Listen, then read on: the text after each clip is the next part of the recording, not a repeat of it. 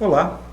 Para encerrar nossa conversa sobre intervalos de confiança, sobre inferência usando intervalos de confiança, falta comentar também um outro ferramental para estimar intervalos de confiança que é muito popular ainda e que é diferente do Bootstrap.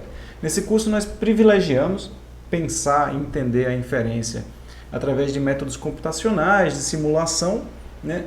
Mas esses métodos só surgiram nos anos 70, se popularizaram nos anos 80, porque eles dependiam de computadores. Então existiam outras formas, existem outras maneiras de calcular intervalos de confiança que também são importantes de entender. Eu quero comentar, de maneira geral, como eles funcionam hoje, apresentar esse resultado para que você reconheça quando encontrar esse resultado sendo usado por colegas em publicações, em análises, né? E te dar o mapa para se você quiser se aprofundar nesse campo. De maneira geral, a ideia que eu vou mostrar, né, tem que ser uma alternativa para fazer a mesma coisa que nós temos feito usando o Bootstrap. Essa coisa que nós temos feito é partir de uma população na qual eu estou interessado em estudar um parâmetro chamado θ. Né? Eu tenho uma amostra de dados que vem dessa população, considero que essa amostra é representativa, provavelmente foi obtida aleatoriamente, e eu posso estimar, né, nessa população um valor chamado θ-chapéu, que é a aplicação do mesmo algoritmo que calcularia θ na população para a minha amostra. Né? Então, se eu estou interessado na média da idade das pessoas na população, eu calculo a média da idade das pessoas na minha amostra, isso é o θ-chapéu, e eu quero usar essa informação do θ-chapéu para fazer inferências sobre o θ. Né? E aí eu infiro um intervalo de confiança, que é uma margem de erro em torno do meu θ-chapéu, onde eu tenho, que foi produzido com um método que tem uma certa confiança. Esse é o resultado final, né, aqui no canto do slide. O método que nós temos usado é onde eu uso minha amostra para estimar qual é a distribuição do erro amostral, né, da população. Lembra que distribuição amostral seria a distribuição do θ-chapéu, né, se eu fizesse muitas amostras, então é a distribuição das médias das idades das pessoas na população se fossem feitas muitas amostras. Isso é a distribuição amostral. E isso, né, isso subtraído, né, a distribuição de quão longe essas médias estão do θ real é a distribuição do erro amostral. A gente estabeleceu que se você sabe essa distribuição do erro amostral, você consegue estimar a margem de erro, né, e a gente usa o Bootstrap para estimar essa distribuição do erro amostral, a distribuição amostral ou a distribuição do erro amostral, e aí a gente consegue chegar na margem de erro. Pois bem, em ambos os casos que nós vamos ver agora, né, a forma pela qual, a alternativa que eu quero mostrar para a estimativa de intervalo de confiança se chama estimativa através da teoria. A gente vai usar resultados teóricos, né, que demonstram que em certas situações, dependendo dos meus dados, dependendo de qual é a estatística que eu estou estudando, qual é o θ, eu consigo chegar a um resultado de forma fechada, né, uma fórmula que me diz qual é a margem de erro em torno do θ-chapéu que eu devo estabelecer. Né? Em ambos os casos que a gente vai ver aqui, o resultado central, que é um dos resultados teóricos mais importantes da estatística, se chama Teorema Central do Limite, Central Limit Theorem, várias vezes também é chamado de Teorema do Limite Central. Né? Os colegas estatísticos sugeriram usar Teorema Central do Limite. E aí, o Teorema Central do Limite, ele é um resultado teórico que diz que, olha, por exemplo, se o que você está estimando é um intervalo de confiança da média, então a gente sabe, através da teoria, qual é a distribuição do erro amostral que acontece em torno da média, e você pode usar esse resultado teórico, a gente dá uma fórmula através da qual você vai calcular a margem de erro para colocar em torno do seu θ-chapéu. Você não vai precisar fazer simulações, você não vai precisar fazer estimativas. Né? Para o caso da média, o Teorema Central do Limite substitui o conhecimento que a gente adquiria através de simulações por um conhecimento teórico. Para o caso da proporção também, se eu estou estimando se o θ aqui é uma proporção de pessoas ou proporção de observações que satisfaz uma certa condição, o Teorema Central do Limite também permite que a gente saiba qual é a distribuição do erro amostral e tenha uma fórmula para calcular o intervalo de erro em torno da proporção, para o coeficiente de Pearson, para várias estatísticas de interesse. Existem resultados teóricos que as pessoas conseguiram, os matemáticos estabeleceram, para substituir o processo computacional de simulação que a gente tem feito até agora. Tá? Para situações onde não existe esse resultado teórico, ou as condições para o resultado teórico se aplicar não são satisfeitas, a gente continua precisando usar o Bootstrap. E, aliás, de maneira geral, eu uso o Bootstrap sempre, porque ele se aplica no caso geral, enquanto os resultados baseados na teoria se aplicam para casos específicos. Vamos ver isso em ação. Aqui vou usar de novo os dados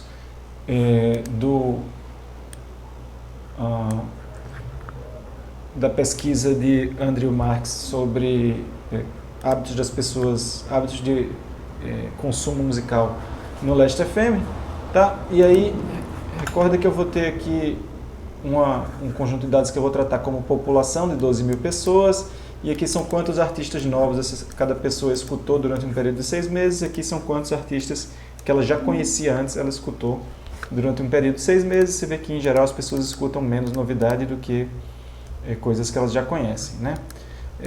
E aí, se eu calculei aqui uma variável que é o total de artistas que essas pessoas escutaram, tá? Dividi por 6 porque são 6 meses, então isso aqui é 25 artistas por mês, 27 artistas por mês que as pessoas escutaram. Por exemplo, a distribuição dessa variável, né? O que eu estou vendo aqui? A distribuição dessa variável nas observações, a distribuição do número de pessoas, de artistas escutados pelas pessoas, ela tem essa distribuição que é concentrada em valores pequenos, enviesada, né, para valores pequenos e com a cauda longa à direita aqui. Aí você vê que essa é uma distribuição, né, bastante assimétrica. Pois bem, o que o teorema central do limite vai nos auxiliar o teorema central do limite ele é um resultado que diz que, quase que independente do formato dessa distribuição, se o que você está interessado é na distribuição amostral da média dessa variável, ou seja, se você está interessado em saber como a média de diferentes amostras, a média do número de artistas para diferentes amostras saindo dessa população aqui se comporta, a distribuição amostral da média ela se parecerá muito com uma distribuição conhecida, teórica, chamada distribuição normal. E aí, sabendo que a distribuição normal, se você sabe os parâmetros dessa distribuição normal, você tem o conhecimento que você precisa aqui para estimar a margem de erro, que é o que a gente tem feito através do Bootstrap. Então vou mostrar isso funcionando aqui. Se eu pegar primeiro, vou calcular um θ aqui, que é o da população. Estou considerando que essa tabela Last.fm aqui é a nossa população de usuários do Last.fm, e eu tenho que a média do número de artistas que as pessoas escutam ao longo de 6 meses é 22, certo? Pois bem, esse é o θ da população. Eu quero mostrar para vocês a distribuição, né? Se eu fizesse várias amostras de tamanho 50 aqui, a gente já sabe que a média em cada uma dessas amostras, a média do número de artistas ia dar diferente, né? Às vezes ia dar valores maiores, às vezes ia dar valores menores do que o θ lá, que é 22. Pois bem, o que eu quero mostrar é que se eu fizer isso muitas vezes, fazer aqui 10 mil vezes o processo de fazer uma amostra, né? Cadê o sample aqui, ó, e calcular a média do número de artistas, né? Quando eu observar como é a distribuição dessa média, a distribuição amostral da média, ela vai se parecer muito com a distribuição normal. Além de se parecer com a distribuição normal, a gente sabe com que distribuição normal ela se parece, tá? A gente sabe que a distribuição do erro amostral se parece com a distribuição normal de média zero e com um desvio padrão cadê aqui? Aqui, ó, um desvio padrão nessa forma aqui, que é sigma sobre raiz de n. N é o tamanho da amostra, tá? E sigma é o desvio padrão da população, que a gente não vai ter, mas a gente usa o desvio padrão na amostra e funciona bem também, tá? É assim que o teorema vai ajudar a gente. Bom, aqui estão os resultados das 10 mil simulações que eu fiz.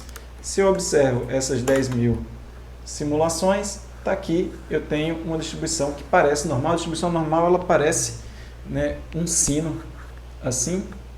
Se eu olhar, subtrair o θ de tudo, eu vou ter também a distribuição do erro amostral. Aí, o que é interessante de trazer do teorema central do limite, né?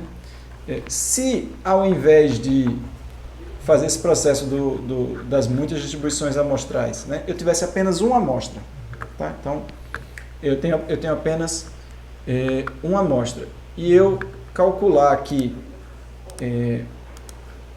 eu sortear 10.000 vezes também valores que venham de uma distribuição normal. R-norm é random normal, tá? Então é um gerador de números aleatórios de uma distribuição normal.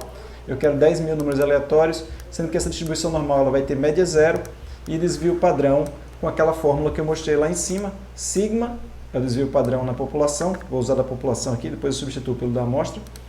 E raiz quadrada de 50 aqui é o denominador. Então esse é o desvio padrão da distribuição normal, da qual eu vou tirar 10.000 números.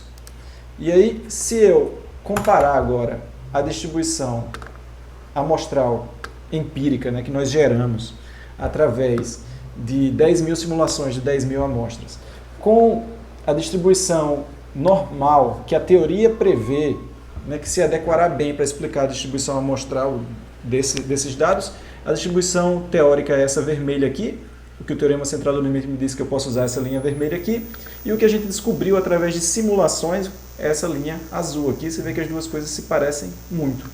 Então, a ideia é que eu possa aqui usar essa linha vermelha para substituir o conhecimento que eu preciso, né, sobre como é que funciona a distribuição amostral da estatística que me interessa, da média, para poder calcular intervalos de confiança. Por que isso? Porque se eu sei essa distribuição teórica aqui, eu consigo calcular os quantis dessa distribuição teórica facilmente. Quer ver? Ó? Se eu calculo aqui... fiz isso aqui embaixo. Se eu calculo aqui eu posso calcular qual é o quantio, tá? Que enorme agora vai me dar o quantio da normal, e eu quero o quantio 0,25 e o 975 para deixar 2,5% para baixo das observações para baixo, 2,5% das observações dessa distribuição para cima aqui, né? De uma distribuição normal que tem a média zero e aquele mesmo desvio padrão lá. Agora eu estou usando aqui o desvio padrão da minha amostra, tá? Ou seja, a partir de uma amostra, eu calculo a média e o desvio padrão dela. Repara como eu não estou fazendo bootstrap, não estou fazendo nada disso, e eu estou calculando aqui um intervalo de confiança, um IC inferior e um IC, os limites inferiores e superiores do intervalo, ou seja, estou calculando uma margem de erro usando a teoria, usando os quantis de uma distribuição normal, tá? Porque a teoria me diz que a média vai seguir uma distribuição normal. A distribuição amostral da média é uma distribuição normal com esses parâmetros aqui, que eu tenho a partir da minha própria amostra, né? Esse desvio eu calculei com a minha própria amostra, e esse N aqui é o N da minha própria amostra, que é 50. Então está aqui o intervalo de confiança calculado a partir da teoria, sem nenhuma simulação, sem nenhum bootstrap. Tá? Eu sei que isso aqui acontece. Aí tem uma coisa relevante também, para você saber, né? Eu posso reescrever essa função aqui, que usa o desvio padrão aqui dentro, como também eu posso reescrever ela dessa maneira aqui, ó, tendo o desvio padrão aqui dentro, calculando o quantio de uma distribuição com média zero e desvio padrão 1 e multiplicando isso por esse desvio padrão, por esse fator que estava aqui dentro. Eu posso pô-lo para fora. Aí isso aqui é relevante porque isso aqui passa a ser uma constante. Se eu quero saber, isso aqui vai sempre me dar o mesmo número, né? Porque isso aqui qual é o quantio de uma distribuição normal que tem sempre o mesmo formato. E aí isso aqui é mais ou menos 1,96, que é uma constante que você vai ver com alguma frequência por aí. Você vai ver com alguma frequência as pessoas sugerindo que você calcula a margem de erro, pode calcular a margem de erro de um intervalo de confiança dessa maneira aqui, sendo θ chapéu, ou sendo a média da sua, no caso aqui especificamente média, né? Sendo a média da sua amostra, mais ou menos 1,96 vezes aquele termo ali, que é o desvio padrão da distribuição estimada da população estimada a partir da sua amostra, tá? Então esse aqui é uma fórmula que você vai ver com frequência. Esse 1,96 é a constante quando você quer estimar um intervalo de confiança de 95% de confiança, né? É o quantio 2,5, é o 2,5 percentil, desculpa. que é igual ao 97,5 percentil da distribuição normal, menos 1,96 e mais 1,96. De maneira semelhante, existe um resultado teórico também quando o que você quer estimar é o intervalo de confiança de uma proporção, tá? Por exemplo, proporção de pessoas que têm interesse em votar em um candidato numa pesquisa eleitoral. Aqui eu vou fazer um resultado diferente, né? Um exemplo diferente, menos eleitoral, tá? Vou criar uma nova variável aqui que diz que se uma pessoa escutou pelo menos 1/3 dos artistas que ela escutou são novos ou não no tempo do experimento, tá? Eu vou dizer que essa pessoa é do grupo que mais escuta artistas novos ou não, tá? E aí vou calcular qual é essa proporção na população que eu tenho total, ou seja, o P vai ser essa proporção. Eu calculo esse P e dá 19%, ou quase 20% das pessoas escutam pelo menos um terço de artistas novos. Pois bem, o que o teorema central do limite também diz, por causa das proporções, é que a proporção, a distribuição amostral dessa proporção, ela também vai aproximar uma distribuição normal, mas a distribuição do erro será com média zero e com desvio padrão em outro formato, que é esse aqui. Tá? P vezes 1 menos P sobre N. Raiz de P vezes 1 menos P sobre N. Não é mais aquele S ou sigma sobre raiz de N. Tá? E aí, se eu fizer aqui o exemplo, vou pegar aqui uma amostra de tamanho 100, vou fazer essa amostra aqui e vou calcular o P da amostra, que eu vou chamar de P chapéu aqui, vou calcular o N, o tamanho da amostra, e vou calcular essa outra informação que eu preciso aqui, ó, P vezes 1 menos P sobre raiz de N, tá? Que vai ser o meu erro padrão, ou desvio padrão da distribuição amostral estimado aqui. E aí eu vou calcular, ele está aqui, ó, raiz quadrada de P chapéu vezes 1 menos P chapéu sobre N. Então, calculei aqui para essa minha uma amostra. E agora, com essa uma amostra, eu posso estimar qual é uma margem de erro em torno do meu P chapéu, tá? Usando apenas uma distribuição normal aqui de média zero e desvio padrão 1. De novo, eu vou multiplicar, né, pelo desvio padrão real da distribuição, que eu estou estimando que ela tem. Mas repara como, de novo, eu não estou fazendo nenhuma simulação, não estou fazendo nenhum bootstrap, né? Estou estimando aqui as margens de erro de do intervalo de confiança. Estou dizendo que o intervalo de confiança, com 95% de confiança, a proporção real de pessoas que escutam pelo menos 1/3 de artistas novos na população está entre 11% e 27%. Tá? Fiz isso usando a teoria do teorema central do limite, usando essa fórmula que já foi derivada para mim e que me permite muito rapidamente calcular esse intervalo de confiança quando, né, ele se encaixa nos resultados, nos pressupostos teóricos. Os pressupostos tipicamente são que você tem pelo menos umas 30 observações, né, e que a sua distribuição, no caso da média aqui, que a sua distribuição, existe um limite de assimetria aqui de tamanho de cauda, a partir do qual ela quebra também o resultado do teorema central do limite. Mas, de maneira geral, se você tem bastante dado, ou seja, pelo menos 30 observações ou mais, e você está interessado na média ou na proporção, você pode também usar esses resultados teóricos para calcular os intervalos de confiança, que a gente chama de intervalos de confiança teóricos, né, que partem de pressupostos sobre como funciona a distribuição e são facilmente calculáveis. Eles estão implementados em várias bibliotecas e é uma alternativa a mais para você usar ou para você entender o que outras pessoas estão fazendo e usando. Eu, de maneira geral, continuo sugerindo que você use o Bootstrap e continuo usando o Bootstrap, mas você tem agora mais ferramentas na sua caixa. Esse vídeo vai ficar por aqui e nos vemos em breve em outro. Até lá!